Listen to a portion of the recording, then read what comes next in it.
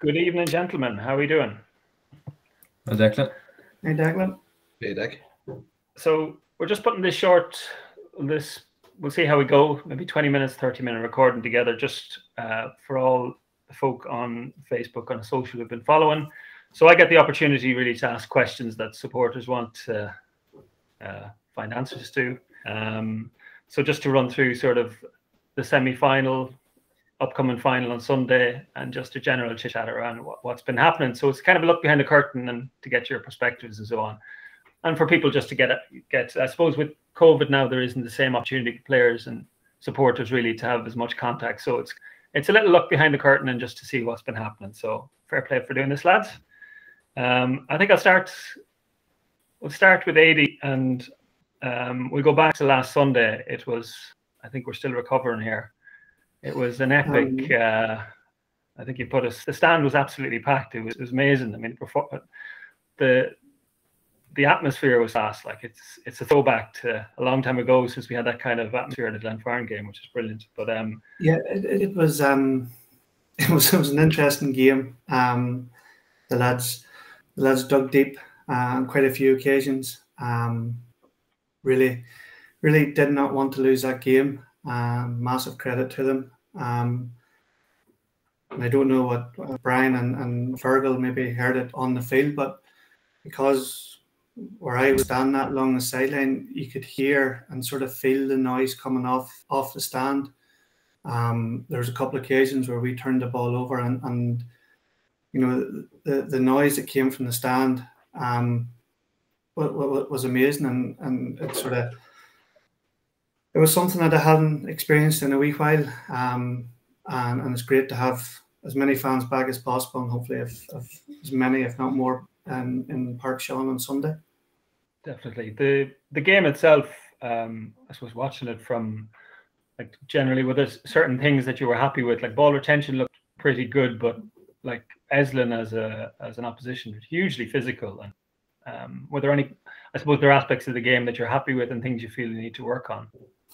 Yeah, well, like it's the last two games between the quarterfinal and the final. The conditions played a big part in it. There was a lot of good stuff, and suppose sometimes whenever you win a game, you sort of winning masks a lot of issues. Now, having looked at the stats that have been sent to me and stuff, you know, there's a few things that we'll discuss in training, have discussed in training, that we just need to be sharper on. You know, possession of the football, yes, was good, but there's a few occasions where maybe we were turned over a bit too easy and took maybe the wrong option. Certain part of that was down to the weather conditions. But overall, like, listen, you have to be happy to get into a final. Finals don't come around too often, and you have to be glad that you're there rather than sort of packing up thinking what's going to happen next year. Yeah. It looked like heavy going, particularly down the centre against Eslin. They were very physical. Was there? I mean, how do you know, looking forward obviously to the Mohill game, a second team? It's more difficult to plan. You kind of know what you're getting against Eslin. You're going to get physicality. You're going to get Conor Byrne on the edge of the square, high balls. But with second teams, is it a bit more difficult to sort of plan, or how do you sort of prepare for something like that? It is a bit more difficult, but you know, at the end of the day, you're going out. It's 15v15 on the field. You sort of have to plan your team as best as you can. Get them right. Get them working on the things that they're good at. Encourage them to express themselves on the field, and you know, bring a level of intensity and honesty to what we bring or what the team try to bring, and just work on that. It is a bit tougher than, as you say, than playing something like Eslin, but you know, the last two games, hopefully will stand us in good stead against Mohill. We know Mohill, the senior team, were in the championship final, so they're going to be fit, they're going to be sharp, and they'll be wanting to finish off the season well. You know, we want to finish off the season as well. Yeah. And is there a chance to sort of do a bit of background on them? Is it harder? Do we know, who's going to be playing, or it's kind of hard because like a majority of second teams, the teams change on a week-to-week basis. So if you try and watch anything or try and see anything, you watch one game and then the next game there's somebody else completely different playing. Yeah. But you sort of get a gist of what way the clubs work. The senior team play a certain way, and you have to sort of assume that the second teams will play that sort of way as well, and we'll work towards our strengths as well with an eye on what they bring to the table, and just work on sort of minimising the issues and errors that we had the last couple of games, and trying to improve in those, and just work on what we're good at. I mean, the goal right at the death would have been, I mean, in terms of possession and performance, it would have been an absolute killer. But I suppose that's what you get against the likes of Eslin. They always have that goal threat. So yeah, it was annoying, but the easiest thing for the lads here to do would have been to lie down and start having a blame culture. But every man lifted themselves. We won primary possession and went up, and I think it was Barry got the equalising score. And it was, you sort of think then maybe this is going to go okay for us. Now it was a new thing, going into extra time. It's something personally I haven't experienced before. By the end of it, I was cramping up along the sideline, walking up and down, trying to get messages on. Those hamstrings going in the stand as well. People were struggling. There's mind you, I was looking around at the stand one time. There was a few boys come down it that quick. They could have been on the field playing. Absolutely. But I'm not. Listen, it sometimes you sort of build. You see a character of a team whenever the pressure's on. With conceding that late goal and the time frame involved, it was great to see the response. I suppose, Foxy, I'll go on to you. I think I remember you were one of the first in that Barry equaliser where there was a bit of urgency to get up the pitch quickly after that Conor Byrne. Yeah. Did you think it was over at that stage? What was happening? Like, what? No, I kind of knew that. Well, I thought we had a bit of time. I knew we needed to get the ball anyway and head up the field, because as long as there was a bit of time and we had possession, Roland was going to get a chance. Yeah. And no, I had the ball, and I think had the presence of mind not to take on the shot myself and maybe lay it off the barrier or something. And it was a tough. How's the body this week? Like, has it been? You knew about it Monday, I'd say, after extra time. It was quite stiff earlier on in the week. But as of now, anyway, it's well healed and ready to go for Sunday. Yeah. You're the right age profile, though, I guess. Oh, geez, I don't know. Over the hill now. So this is your captain this year. This is your first year to hold the captaincy, is it? I was captain, I suppose, in 2019, but we got relegated that year, so we won't talk about that. Right. Okay. Yeah. But you seem to be in terms of, I'd say, if there was possession stats, you're probably, I think the ball runs through your hands more than most. You seem to be a kind of a focal point. Is that something you work on, or is that, people seem to be looking for you whenever they're in a bit of trouble? Yeah, I suppose it kind of comes with the position, I suppose. Your centre back, if people are trying to go forward and can't go forward, they're going to turn around, and if I'm there, I'll take it and move it on. Obviously around the middle then for breaks and stuff. So I suppose you're just in the right position to get on the ball as much as possible and hold on to it and move it on. Yeah. And how do you find captaincy? Like, are you vocal, or is it more you prefer to kind of, as they say, do your talking on the pitch? I'd like to do my talking on the pitch. I wouldn't be the biggest speaker in the dressing room. I think there's other people now that might be more vocal in the dressing room. Yeah. i.e. Fergal maybe. Yeah. Yeah, prefer doing talking on the pitch now, to be honest. And it's funny if there's you know, a man marking job, usually your name's in the hat as well. So you seem to have a bit of versatility as well to be able to do the kind of stickier jobs and also possession. But you have a preference, or you don't mind? No, I like playing out the field. Yeah, centre back I probably prefer, because you get in the mix a lot more. Obviously, man marking, the idea is to keep him out of the game, and if the ball's not coming in, you're not getting into the game as much, you're not getting on the ball as much. But you kind of sacrifice your own game a little bit when you're taking up that. Yeah.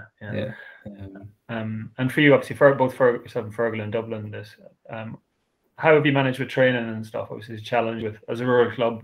You know, numbers are low at home. Most people are away. What's sort of been the sort of routine? Yeah, we started meeting up on Tuesday evenings up in Phoenix Park. Like, and I suppose there's a good gang of us up here now. I think nearly up near 10 of us up here now. At the start of the year, I suppose numbers a bit lower. We were training with Manor Hamilton. There was a few of them up there, and kind of meant that you were having good quality, meaningful training sessions, as opposed to 5 or 6 lads kicking a ball in the park. Like, no, it's definitely been good. Like, breaks up the week as well. It's something to look forward to during the week. But, and do you do some sessions? Like, what does a week look like in terms of? Because you seem to be in decent shape. Like, so you're doing more than I expect. You're doing more than 2 sessions a week. You're doing some gym work, and what does it look like? Well, or not. The gym actually took a backseat this year, but right. I know. Yeah, I'd like to get 1 or 2 sessions in a week. All right, yeah, just maybe earlier in the week, and kind of maybe a Monday evening or Wednesday or Thursday or something, and then kind of leave the weekend free for football then. Right. And do you look at diet, or is it just? I mean, how far do you go with in terms of? Are you fairly relaxed about the whole thing? I'm fairly relaxed with the diet now. I think. Yeah. I wouldn't turn down the full Irish on a Friday more than. Very good. And Mr. Clancy, Fergal, we were just talking before. We were trying to work out what you're taking up the stalwart here, I'm afraid. But what was it 06, we reckon, was the first year? 05, I think, Dick. 05. Right. And I guess 17, but I think you were 16. It was 16, yeah. A couple of us probably came in around 16 at the time. I think the rule has changed since, but back then you could play as a 16-year-old, and yeah, it was a wake-up call. I think coming from 9-a-side to 15-a-side, a bunch of. Yeah. So you've done, in terms of experience, you've obviously your time, through that sort of phase playing with Glenfarne.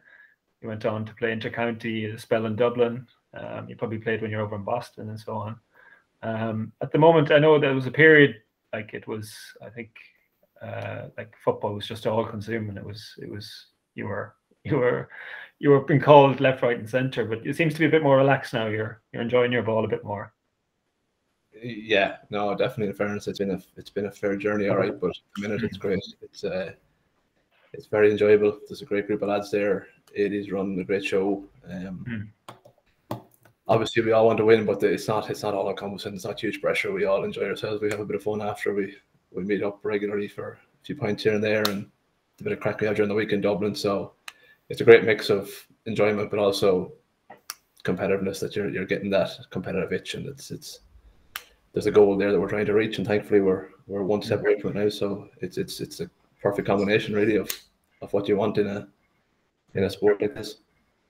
And I mean, how does it compare? Because you've been at the point where it's been all consuming. It's been everything from training, diet. Your whole world has kind of been built around football, and here you are, fast forward, and you're playing for your club junior championship. It seems to be how. Yeah, it's probably just a point in your life. At certain times, that whole all-encompassing thing is great, and there's nothing else to be at, and it's great to be playing at the highest level you can. So there's times that's brilliant, but you can only, I felt you can only do it for so long, especially up in Dublin when you're you're driving back up and down the road to Leitrim a couple of times a week and probably not getting the benefit of it at the end of the year with results.